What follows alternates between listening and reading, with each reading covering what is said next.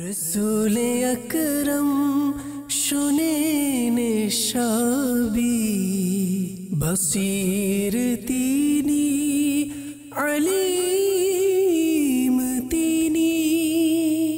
আলহামদুলিল্লাহি রাব্বিল আলামিন ওয়াসসালাতু ওয়াসসালামু আলা সাইয়্যিদিল মুরসালিন আম্মা বা'দ ফাআউযু বিল্লাহি মিনাশ শাইতানির রাজীম বিসমিল্লাহির রহমানির রহিম। আসসালাতু ওয়াসসালামু আলাইকা ইয়া রাসূলুল্লাহ ওয়া আলা আলিকা ওয়া আসহাবিকা ইয়া হাবিবাল্লাহ। আসসালাতু ওয়াসসালামু আলাইকা ইয়া নবিয়াল্লাহ ওয়া আলা আলিকা ওয়া আসহাবিকা ইয়া নূরাল্লাহ। মাদানী চ্যানেলের দর্শকবৃন্দ, প্রিয় নবী সাল্লাল্লাহু আলাইহি ওয়াসাল্লামের অনুগ্রহ অনুষ্ঠানে আপনাদেরকে আবারও জানাই আন্তরিক শুভেচ্ছা ও স্বাগতম। যে যেখান থেকে দেখছেন আমাদের সাথেই থাকুন ইনশাআল্লাহ তাআলা। এই অনুষ্ঠানে আমরা প্রিয় নবী সাল্লাল্লাহু আলাইহি ওয়াসাল্লামের অনুগ্রহ এবং রহমত সম্বলিত ঘটনাবলী এবং রিওয়ায়াত শোনার সৌভাগ্য অর্জন করব। প্রথমে আমরা প্রিয় নবী সাল্লাল্লাহু আলাইহি ওয়াসাল্লামের উপর দুরূদ শরীফ পাঠ করার ফজিলত শ্রবণ করি। নবী করিম রউফুর রহিম হুজুর পুন্নুর সাল্লাল্লাহু তাআলা আলাইহি ওয়া আলিহি ওয়াসাল্লাম ইরশাদ করেছেন, মা জালাসা কওমুন মাজলিসান লাম ইয়াযকুরুল্লাহ ফীহি ওয়া লাম ইউসাল্লু আলা নবিয়্যিহিম ইল্লা কানা আলাইহিম তিরাতান ফাইন শাআ আযাবাহুম ওয়া ইন শাআ গফারা লাহুম। অর্থাৎ যেসব লোক এরকম কোনো মজলিসে বসে যার মধ্যে আল্লাহ তাআলার জিকির করল না এবং তার রসুল সাল্লাল্লাহু আলাইহি ওয়াসাল্লামের উপর দুরূদ শরীফ পাঠ করল না, তো কিয়ামতের দিন ওই মজলিস তাদের জন্য আফসোসের কারণ হবে। দর্শকবৃন্দ, যখনই কোনো মজলিসে বসবেন বা বৈঠকে বসবেন অবশ্যই প্রথমে প্রিয় নবী সাল্লাল্লাহু আলাইহি ওয়াসাল্লামের উপর দুরূদ শরীফ পাঠ করার অভ্যাস গড়ে তুলুন। তো ইনশাআল্লাহু তাআলা এর বরকত আমরা দেখতে পারবো। এই দুরূদ শরীফের ফজিলতের শেষে প্রিয় নবী এটাও ইরশাদ করেছেন, ওই বৈঠকের কারণে আল্লাহ তাআলা চাইলে কিয়ামতের দিন আযাব দিবেন অথবা ক্ষমাও করে দিতে পারেন। তো আমরা এমন কাজ থেকে বিরত থাকব যার কারণে কিয়ামতের দিন আমাদেরকে যেন আযাব পেতে না হয়। তাই যখনই আমরা কোনো মজলিসে বসবো অবশ্যই প্রিয় নবী সাল্লাল্লাহু আলাইহি ওয়াসাল্লামের উপর দুরূদ শরীফ পাঠ করে নিব।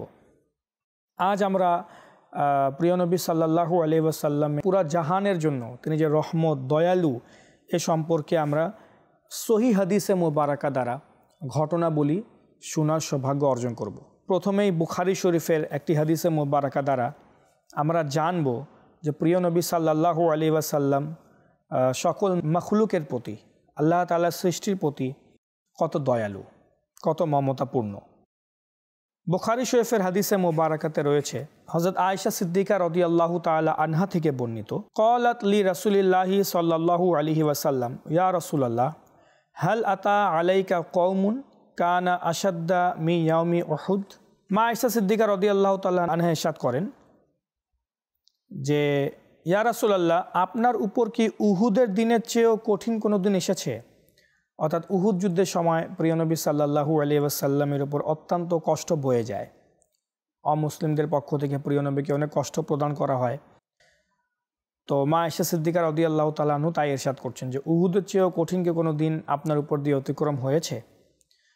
তো প্রিয় নবী ইরশাদ করলেন, আমি তোমার কম থেকে তোমার সম্প্রদায় থেকে বহু কষ্ট পেয়েছি এবং সবচেয়ে বেশি কষ্ট পেয়েছি আকাবার দিন, যে দিন আমি নিজেকে ইবনে আবদে ইয়ালিল ইবনে আবদে কুলাল অর্থাৎ তায়েফের বড় বড় সর্দারের উপর ইসলামের দিকে আহ্বান করার জন্য পেশ করেছিলাম, মানে তাদেরকে ইসলামের দাওয়াত দিয়েছিলাম।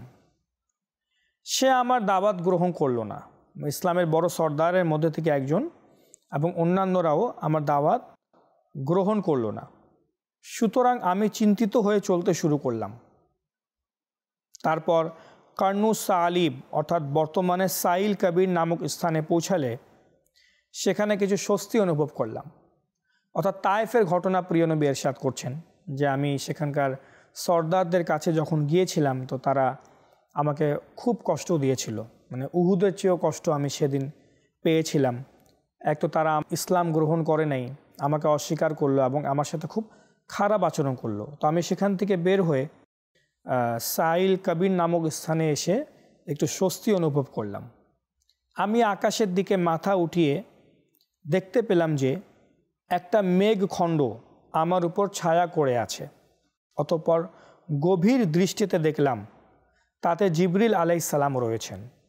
তিনি আমাকে ডেকে বললেন, আপনার সম্প্রদায় আপনাকে যে কথা বলেছে এবং তারা আপনাকে যে জবাব দিয়েছে তা মহান আল্লাহ রাব্বুল আলামিন শুনেছেন। তারা যে খারাপ আচরণ করেছে এবং কঠোর কথা আপনাকে বলেছে তা আল্লাহ তাবারাকা ওয়া তাআলা দেখেছেন এবং শুনেছেন। অতঃপর তিনি আপনার নিকট পর্বতমালার ফেরেশতাকে পাঠিয়েছেন যেন আপনি তাকে তাদের অর্থাৎ তায়েফবাসীদের ব্যাপারে যা ইচ্ছা আদেশ দেন। অতঃপর পর্বতমালার ফেরেশতা আমাকে আওয়াজ দিলেন। প্রিয় নবী ইরশাদ করছেন যে পর্বতমালার ফেরেশতা আমাকে আওয়াজ দিলেন এবং আমাকে সালাম দিয়ে বললেন, হে মুহাম্মদ, আপনার সম্প্রদায় আপনাকে যা বলেছে তা সবই মহান আল্লাহ রাব্বুল আলামিন শুনেছেন। আমি হচ্ছি পর্বতমালার ফেরেশতা। আমার প্রভু আমাকে আপনার নিকট পাঠিয়েছেন যেন আপনি আমাকে তাদের ব্যাপারে নির্দেশ দেন। সুতরাং আপনি কি চান? আপনি চাইলে আমি মক্কার বড় বড় পাহাড় দুটিকে তাদের উপর চাপিয়ে দিব। এই কথা শুনে প্রিয় নবী সাল্লাল্লাহু তাআলা আলাইহি ওয়াসাল্লাম ইরশাদ করলেন, এমন কাজ করবেন না, বরং আমি আশা করছি যে মহান আল্লাহ তাদের পৃষ্ঠদেশ থেকে এমন লোকের আবির্ভাব ঘটাবেন যারা এক আল্লাহর উপাসনা করবে, ইবাদত করবে এবং তার সাথে কোনো জিনিসকে বা কাউকে শরীক করবে না। দর্শকবৃন্দ, এই হাদিসে মোবারকাটি হচ্ছে বুখারী শরীফের, যেখানে প্রিয় নবী সাল্লাল্লাহু আলাইহি ওয়াসাল্লাম নিজের ওই দিনের কথা বলছেন যে দিন প্রিয় নবীর উপর অনেক কষ্টের দিন যায়, প্রিয় নবীকে অনেক কষ্ট প্রদান করা হয়। প্রিয় নবী সাল্লাল্লাহু আলাইহি ওয়াসাল্লামের জীবনের সবচেয়ে কষ্টের দিন বলে প্রিয় নবী আখ্যায়িত করেছেন, যা উহুদের চেয়ে অনেক খারাপ দিন। এমন দিনেও অর্থাৎ আমরা বুঝতে পারছি যে প্রিয় নবী সাল্লাল্লাহু আলাইহি ওয়াসাল্লামের সাথে কত খারাপ আচরণ করা হয়েছে, প্রিয় নবীকে কত কষ্ট প্রদান করা হয়েছে। তা সত্ত্বেও যখন প্রিয় নবীকে সে ক্ষমতা প্রদান করা হলো যে আপনি যদি চান তো মক্কার দুটি পাহাড়কে তাদের উপর চাপিয়ে দেওয়া হবে, তাদেরকে একদম ধ্বংস করে দেওয়া হবে তায়েফবাসীদেরকে, তো প্রিয় নবী সাল্লাল্লাহু আলাইহি ওয়াসাল্লাম কেমন সহনশীলতা প্রকাশ করলেন, কেমন দয়ালুতা তিনি প্রকাশ করলেন যে প্রিয় নবীর সাথে সাথে না করে দিলেন। অথচ বুখারী শরীফের হাদিসে মুবারাকাতেই রয়েছে যে তায়েফের দিনে প্রিয় নবীকে যে কেমন কষ্ট প্রদান করা হয়েছিল তা এক সাহাবী হযরত আব্দুল্লাহ বিন মাসউদ রাদিয়াল্লাহু তাআলা আনহু থেকে বর্ণিত, যে হাদিসে মুবারাকাটি বুখারী শরীফেও রয়েছে, মুসলিম শরীফেও রয়েছে এবং মুসনাদে আহমদ বিন হাম্বলেও রয়েছে, যে সাহাবী রাসূল বলেন যে তায়েফের সময়ে প্রিয় নবীকে এমন কষ্ট প্রদান করা হয়েছিল যে আমি যেন এখনও, ওই সাহাবী বলছেন, আমি যেন এখনও প্রিয় নবী সাল্লাল্লাহু আলাইহি ওয়াসাল্লামকে দেখছি যে তিনি একজন নবীর অবস্থা বর্ণনা করছিলেন যে তার স্বজাতিরা তাকে প্রহার করে রক্তারক্তি করে দিয়েছে আর তিনি তার চেহারা হতে রক্ত মুছে ফেলছেন। প্রিয় নবী নিজের চেহারা মোবারকে এত রক্ত প্রবাহিত হচ্ছিল যে রক্ত মুছে ফেলছেন এবং বলছেন, হে আল্লাহ, আমার জাতিকে ক্ষমা করে দাও যেহেতু তারা জানে না। প্রিয় নবী সাল্লাল্লাহু আলাইহি ওয়াসাল্লাম এ দোয়া করছিলেন। অর্থাৎ পূর্বের নবীর সাথে তার সম্প্রদায়রা যে আচরণ করেছে, প্রিয় নবী সে কথাও বলছেন মুখ দ্বারা, নিজের মুখ মোবারক দ্বারা, এবং নিজের চেহারা মোবারকে যে রক্ত প্রবাহিত হচ্ছে প্রিয় নবী তাও মুছছেন। তো এই দৃশ্য হযরত আব্দুল্লাহ বিন মাসউদ রাদিয়াল্লাহু তাআলা আনহু বয়ান করেছেন যে তায়েফে যখন প্রিয় নবী তাশরিফ নিয়ে গিয়েছিলেন তারা এত কষ্ট দিয়েছিল যে প্রিয় নবীর চেহারা মোবারক হইতে, শরীর মোবারক হইতে রক্ত প্রবাহিত হচ্ছিল। তারপরেও প্রিয় নবীর মুখে, প্রিয় নবীর জিহ্বা মোবারকে একটি কথা, হে আল্লাহ, আমার জাতিকে তুমি ক্ষমা করে দাও যেহেতু তারা জানে না। তো এই হাদিসে মোবারকা দ্বারা এটা তো একদম স্পষ্ট হয়ে যায় যে প্রিয় নবী সাল্লাল্লাহু আলাইহি ওয়াসাল্লাম কত বড় রহমত। আল্লাহ তাবারাকা ওয়া তাআলা প্রিয় নবীকে কেমন দয়ালু, দয়াদ্রু, সহনশীল, সহানুভূতিশীল, সৌহার্দ্যপূর্ণ, কমল হৃদয় বানায় পাঠিয়েছেন।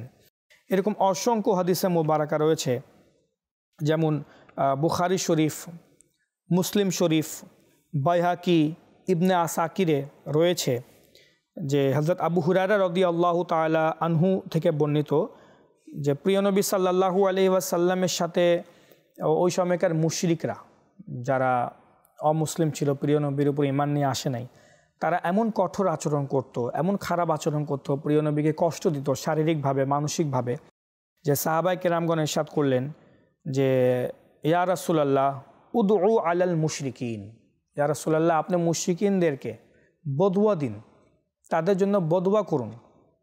তো প্রিয় নবী সাল্লাল্লাহু তাআলা আলাইহি ওয়া আলিহি ওয়াসাল্লাম ওই সময় ইরশাদ করেছেন, ইন্নী লাম উবআস লাআনান ওয়া ইন্নামা বুইসতু রহমাতান।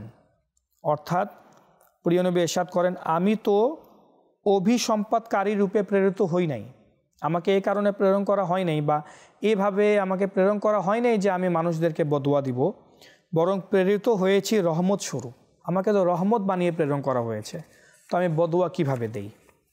অনুরূপভাবে ইমাম আবু নুআইমও এই হাদিসটি রিওয়ায়াত করেছেন, ইমাম বাইহাকিও রিওয়ায়াত করেছেন, এবং ইবনে আসাকিরের মধ্যেও রয়েছে। প্রিয় নবী সাল্লাল্লাহু আলাইহি ওয়াসাল্লাম ইরশাদ করেছেন, ইন্নামা বুইসতু রহমাতান ওয়ালাম উবআস আযাবান। অর্থাৎ আমাকে রহমত রূপে প্রেরণ করা হয়েছে, আমাকে আযাব রূপে বা শাস্তি রূপে প্রেরণ করা হয়নি। মানে আমি এই কারণে আসি নাই যে আমার কারণে শাস্তি প্রদান করা হবে, বরং আমি তো সবার জন্য রহমত হয়ে এসেছি। সুবহানাল্লাহ, প্রিয় নবী সাল্লাল্লাহু আলাইহি ওয়াসাল্লাম কত বড় রহমত। অনুরূপভাবে অপর এক হাদিসে মুবারাকাতে এভাবে এসেছে, যা ইমাম আবু উমামা রাদিয়াল্লাহু তাআলা আনহু থেকে বর্ণিত, ক্বালা রাসূলুল্লাহ সাল্লাল্লাহু আলাইহি ওয়াসাল্লাম, ইন্নাল্লাহা বাআসানি রাহমাতাল লিল আলামিন ওয়া হুদাল লিল আলামিন। মুসনাদে আহমদ বিন হাম্বলের হাদিসে মুবারাকা, যে প্রিয় নবী ইরশাদ করছেন, নিঃসন্দেহে আল্লাহ রাব্বুল আলামিন আমাকে সমস্ত আলামিনের জন্য রহমত বানিয়ে পাঠিয়েছেন, এবং হুদাল লিল আলামিন, এবং সমস্ত জগতের জন্য আলামিনের জন্য হিদায়াত স্বরূপ পাঠিয়েছেন। এবং ইমাম দারিমি তার হাদিসের কিতাবে, এবং ইমাম ইবনে আবি শায়বা তার মুসান্নাফের মধ্যে, এবং ইমাম হাকিম আল মুস্তাদরাকের মধ্যে রিওয়ায়াত করেছেন। তাদের হাদিসের রিওয়ায়াতটি এরকম যে, আবু হুরায়রা রাদিয়াল্লাহু তাআলা আনহু থেকে বর্ণিত, ক্বালা রাসূলুল্লাহি সাল্লাল্লাহু তাআলা আলাইহি ওয়া আলিহি ওয়াসাল্লাম, ইয়া আইয়ুহান নাস ইন্নামা আনা রহমাতুন মুহদাতুন। প্রিয় নবী সাল্লাল্লাহু আলাইহি ওয়াসাল্লাম ইরশাদ করছেন, হে লোকেরা, আমি আল্লাহ তাআলার পক্ষ থেকে দানকৃত রহমত। আল্লাহ রাব্বুল আলামিন আমাকে তোমাদের মাঝে রহমত বানিয়ে দান করেছেন, যে আমি তোমাদের জন্য রহমত হয়ে পৃথিবীতে এসেছি। এবং অপর এক হাদিসে মুবারাকাতে রয়েছে যে প্রিয় নবী সাল্লাল্লাহু তাআলা আলাইহি ওয়া আলিহি ওয়াসাল্লাম ইরশাদ করেছেন, ক্বালা কানা রাসূলুল্লাহ সাল্লাল্লাহু আলাইহি ওয়াসাল্লাম ইউসাম্মি লানা নাফসাহু আসমাআন ফাকালা আনা মুহাম্মদ, আনা আহমদ, আনা মুকাফফি ওয়াল হাশির ওয়ান নাবিয়্যুত তাওবাতি ওয়ান নাবিয়্যুর রাহমাতি।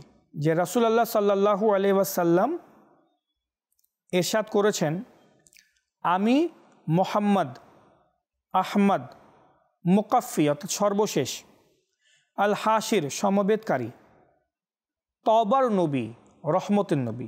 এই হাদিসে মোবারাকাটি মুসনাদে আহমদ বিন হাম্বল এবং মুসান্নাফে ইবনে আবি শায়বার মধ্যে রয়েছে। অনুরূপভাবে বুখারী শরীফে রয়েছে, হযরত আতা বিন ইয়াসার বলেন যে, আমি আবদুল্লাহ বিন আমর বিন আস রাদিয়াল্লাহু তাআলা আনহুর সাথে সাক্ষাতে বললাম যে, তাওরাত শরীফে উল্লিখিত রাসূলুল্লাহ সাল্লাল্লাহু আলাইহি ওয়াসাল্লামের গুণাবলী সম্পর্কে আমাকে বলুন। তখন তিনি বলেন, হ্যাঁ, আল্লাহর কসম, তিনি কোরআনে পাকে বর্ণিত কিছু গুণে তাওরাতেও গুণান্বিত। অর্থাৎ কোরআনে পাকে প্রিয় নবী সাল্লাল্লাহু আলাইহি ওয়াসাল্লামের যে গুণাবলী বয়ান করা হয়েছে তা তাওরাত শরীফেও বর্ণিত হয়েছিল। তাওরাত শরীফেও প্রিয় নবীর ওই সকল গুণাবলী বয়ান হয়েছিল। যেমন কোরআনে পাকের যে এই আয়াতে মুবারাকা রয়েছে, ইয়া আইয়ুহান নাবিয়্যু ইন্না আরসালনাকা শাহিদাও ওয়া মুবাশশিরা ওয়া নাযীরা, যে হে আমার নবী, আমি তো তোমাকে পাঠিয়েছি সাক্ষী রূপে, সুসংবাদদাতা এবং সতর্ককারী রূপে। অনুরূপভাবে প্রিয় নবী সাল্লাল্লাহু আলাইহি ওয়াসাল্লামের ব্যাপারে কোরআনে পাকে এসেছে যে তিনি উম্মি। তো তাওরাত শরীফেও বর্ণিত ছিল যে তিনি উম্মি।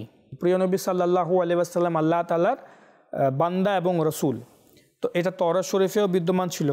এবং আমি তোমার নাম রেখেছি মুতাওয়াক্কিল, আল্লাহর উপর নির্ভরশীল, এ কথাও তাওরাত শরীফে বিদ্যমান ছিল। তিনি কঠোর নন। প্রিয় নবী সাল্লাল্লাহু আলাইহি ওয়াসাল্লাম বদমেজাজি, রুদ্র বা কঠোর নন, এবং তিনি হাটে বাজারে হৈহুল্লাকারী নন। তিনি মন্দকে মন্দ দ্বারা প্রতিহত করেন না, বরং তিনি ক্ষমা ও মার্জনা করে দেন।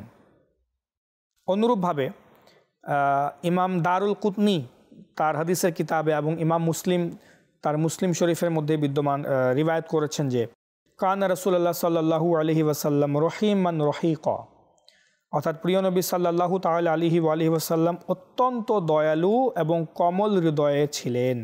তিরমিজি শরীফে রয়েছে, যেমন আসুন আমরা কিছু প্রিয় নবী সাল্লাল্লাহু আলাইহি ওয়াসাল্লামের মখলুকের প্রতি, নিজ উম্মতির প্রতি কেমন দয়া প্রকাশ করতেন এর কিছু উদাহরণ শুনি। বর্ণিত আছে যে এক অন্ধ ব্যক্তি প্রিয় নবী সাল্লাল্লাহু আলাইহি ওয়াসাল্লামের কাছে এসে বললেন, হে আল্লাহর নবী, আমার জন্য আল্লাহ তাআলার নিকট দোয়া করুন যেন আমাকে তিনি আরোগ্য দান করেন। তো প্রিয় নবী সাল্লাল্লাহু আলাইহি ওয়াসাল্লাম ইরশাদ করলেন, তুমি কামনা করলে আমি দোয়া করব, আর তুমি চাইলে ধৈর্য ধারণ করতে পারো, সেটা হবে তোমার জন্য উত্তম। তো সে বলল তার জন্য দোয়া করতে, মানে ইয়া রাসূলুল্লাহ, আপনি আল্লাহ তাআলার কাছে দোয়াই করুন। তখন প্রিয় নবী সাল্লাল্লাহু আলাইহি ওয়াসাল্লাম উত্তমভাবে ওযু করার হুকুম করলেন এবং এই দোয়া করতে বললেন। দোয়াটি কি?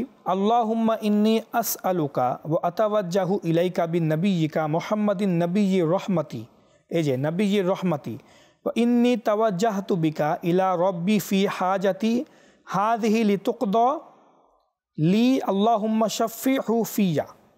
এর অর্থ হচ্ছে, হে আল্লাহ, তোমার নিকট আমি প্রার্থনা করি এবং তোমার প্রতি মনোনিবেশ করি তোমার নবী, দয়ার নবী, নবিয়্যুর রহমত, দয়ার নবী মুহাম্মদ সাল্লাল্লাহু আলাইহি ওয়াসাল্লামের দোয়ার মাধ্যমে আমি তোমার দিকে ঝুঁকে পড়লাম, আমার প্রয়োজনের জন্য আমার প্রভুর দিকে ধাবিত হইলাম যাতে আমার এ প্রয়োজন পূর্ণ করে দেয়া হয়। হে আল্লাহ, আমার প্রসঙ্গে তুমি তার সুপারিশ কবুল করো। তো এই দোয়া পাঠ করার সাথে সাথে ওই অন্ধ ব্যক্তিটি দৃষ্টিশক্তি পেয়ে যায়, তার চোখের দৃষ্টিশক্তি ফিরে আসে। তো এই হাদিসে মুবারাকা দ্বারা কয়েকটি বিষয় স্পষ্ট হয়। এক হচ্ছে, এই হাদিসে মুবারাকাতে আমরা বুঝতে পারলাম যে সাহাবায়ে কেরামগণ নিজেদের সমস্যা সমাধানের জন্য বা বিপদের জন্য, নিজেদের হাজত পূরণের জন্য প্রিয় নবী সাল্লাল্লাহু আলাইহি ওয়াসাল্লামের দরবারে তাশরিফ নিয়ে যেতেন। আর প্রিয় নবী সাল্লাল্লাহু আলাইহি ওয়াসাল্লাম যে দোয়া পাঠ করার জন্য শিক্ষা দিলেন, যে দোয়া পাঠ করার জন্য বললেন, সে দোয়ার মধ্যেও আমরা দেখতে পেয়েছি যে এই দোয়াতে বলা হচ্ছে, যার সারমর্ম যে হে আল্লাহ, আমার নবী সাল্লাল্লাহু আলাইহি ওয়াসাল্লামের দোয়ার ওসিলায় তুমি আমার দোয়াকে কবুল করে নাও। তো বোঝা গেল প্রিয় নবী সাল্লাল্লাহু আলাইহি ওয়াসাল্লাম থেকে সাহায্য চেলে প্রিয় নবী আল্লাহ তাবারাকা ওয়া তাআলার প্রদত্ত ক্ষমতা বলে আমাদের সাহায্য করতে পারেন, আমাদের সমস্যা দূরীভূত করতে পারেন এবং সমাধান করতে পারেন। আর এই দোয়াতে একটি কথা উল্লেখ করা হয়েছে যা প্রিয় নবী স্বয়ং বলতে বলেছেন যে দোয়ার সময় এভাবে বলবা, তা হচ্ছে নবিয়্যুর রহমতি বি নবিয়্যিকা মুহাম্মাদিন নবিয়্যির রহমতি, যে তোমার নবী মোহাম্মদ যিনি রহমতপূর্ণ নবী, দয়ার নবী, তার ওসিলায় আমার দোয়াকে তুমি কবুল করো। আচ্ছা, অনুরূপভাবে অপর এক হাদিসের কিতাবে রয়েছে, ক্বালা রাসূলুল্লাহ সাল্লাল্লাহু তাআলা আলাইহি ওয়াসাল্লাম সিফাতি আহমাদু আল মুতাওয়াক্কিলু লাইসা বিফাযলিন ওয়ালা গলিযিন ইয়াজজি বিল হাসানাহ ওয়ালা ইউকাফিউ সাইয়্যাহ। রাসূলুল্লাহ সাল্লাল্লাহু তাআলা আলাইহি ওয়াসাল্লাম ইরশাদ করছেন, আমার গুণাবলী হচ্ছে আমি আহমদ, আমার নাম আহমদ, এবং মুতাওয়াক্কিল, আল্লাহর উপর ভরসা পোষণকারী। লাইসা বিফাযলিন, আমার গুণাবলী হচ্ছে আমি রুদ্র না, আমি বদমেজাজ না। ওয়ালা গলিযিন, এবং আমি কঠোর হৃদয়ের না। ইয়াজজি বিল হাসানা, কেউ আমার সাথে ভালো আচরণ করলে আমি তার, বা ভালো কিছু করলে আমি তার ভালো প্রতিদানই দিয়ে থাকি। ওয়ালা ইউকাফিউ সাইয়্যাহ, আর কেউ আমার সাথে খারাপই করলে আমি তার থেকে প্রতিশোধ গ্রহণ করি না। মাউলিদুহু বি মক্কা ওয়া মুহাজিরুহু তয়্যিবা, আমার জন্মস্থান হচ্ছে মক্কা বা মুহাজিরুহু, এবং আমার হিজরতের স্থান হচ্ছে মদিনাতু তয়্যিবা। সুবহানাল্লাহ। তো এই সকল হাদিসে মোবারকাতে দর্শকবৃন্দ একটি বিষয় তো স্পষ্ট যে প্রিয় নবী সাল্লাল্লাহু আলাইহি ওয়াসাল্লাম আমাদের জন্য কত বড় রহমত এবং দয়ালু। আর আল্লাহ তাবারাকা ওয়া তাআলা প্রিয় নবী সাল্লাল্লাহু আলাইহি ওয়াসাল্লামের আচরণের মধ্যেই এই দয়ালু ভাব, কমল হৃদয়, নরম মনের যে প্রকৃতি তা দিয়েই সৃষ্টি করেছেন। এই কারণেই একটি হাদিসে মোবারকাতে রয়েছে যে হুজুর সাল্লাল্লাহু আলাইহি ওয়াসাল্লাম ইরশাদ করছেন, ইন্নামা সুম্মিতু উহিদ, যে আমাকে উহিদ নামে নামকরণ করা হয়েছে, মানে আমার একটি নাম হচ্ছে উহিদ। কেন? প্রিয় নবী নিজে ইরশাদ করছেন, লি আন্নি উহিদু আন উম্মতি নার জাহান্নাম, কারণ আমার কারণেই আমার উম্মতিকে জাহান্নামের আগুন থেকে রক্ষা করা হবে। জাহান্নামের আগুন থেকে আমার উম্মতিরা বাঁচবে আমার কারণেই। তো এটা প্রিয় নবী সাল্লাল্লাহু আলাইহি ওয়াসাল্লামের অনেক বড় রহমত হবার একটি মাধ্যম। আসলেই আমরা অনেক বড় সৌভাগ্যবান যে প্রিয় নবী সাল্লাল্লাহু আলাইহি ওয়াসাল্লামের উম্মতি হবার সৌভাগ্য অর্জন করতে পেরেছি। আমাদের উচিত আল্লাহ সুবহানাহু ওয়া তাআলার বেশি বেশি করে কৃতজ্ঞতা জ্ঞাপন করা, যে আল্লাহ তোমার অসংখ্য শুকরিয়া, কোটি কোটি তোমার দয়া যে তুমি আমাদেরকে মুহাম্মদ আরবি সাল্লাল্লাহু আলাইহি ওয়াসাল্লামের উম্মতি হওয়ার সৌভাগ্য অর্জন করেছো। যে উম্মতি হবার সৌভাগ্য সকল নবী রাসূলগণ চেয়েছেন, সকল নবী রাসূলুল্লাহ চেয়েছেন প্রিয় নবীর উম্মতি হইতে। আমরা না চাইতেই আমাদেরকে প্রিয় নবী সাল্লাল্লাহু আলাইহি ওয়াসাল্লামের উম্মতি বানিয়ে দেওয়া হয়েছে।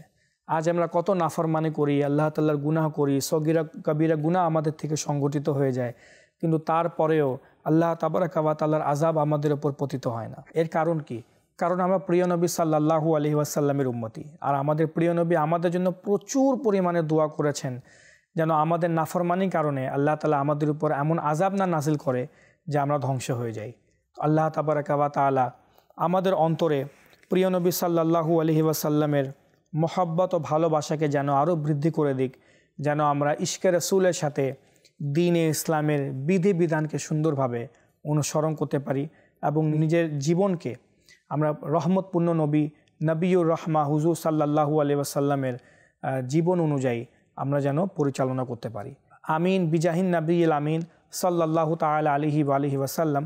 সাল্লু আলাল হাবিব সাল্লাল্লাহু তাআলা আলা মুহাম্মদ সাল্লাল্লাহু আলাইহি ওয়াসাল্লাম। রসূলে আকরম শুনে নিশাবি বসিরতি